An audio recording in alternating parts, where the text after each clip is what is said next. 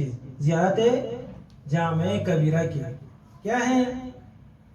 وَجَعَلَ صَلَاتَنَا عَلَيْكُمْ وَمَا خَصَّنَا بِهِ مِنْ وِلَایَتِكُمْ۔ جب ہم صلوات پڑھتے ہیں تو ہم امام کے ولایت کے سائے میں چلے جاتے ہیں۔ اس کا فائدہ کیا ہے؟ 4 فائدے ہیں۔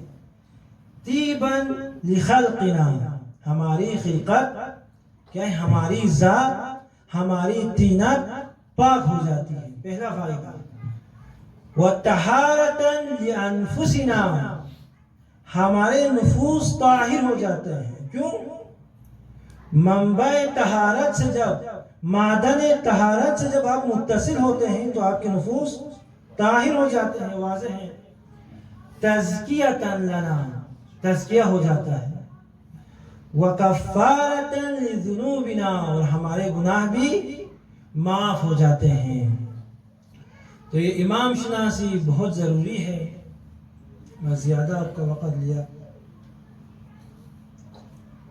1-2 جملہ مصائب، اس کے بعد زحمات تمام کروں گا۔ یہ ایام امام صادق کی شہادت کے ایام ہیں۔ بہت سو نے التماس دعا کی ہے، طلاب کے مشکلات ہیں، اپنے دعاؤں میں طلاب کی مشکلات کو، حاجات کو مد نظر رکھتے ہوئے انشاءاللہ امام کا ذکر کرتے ہیں۔ انہی ایام میں بار بار منصور دوانقی نے امام کو شہید کرنے کی کوشش کی،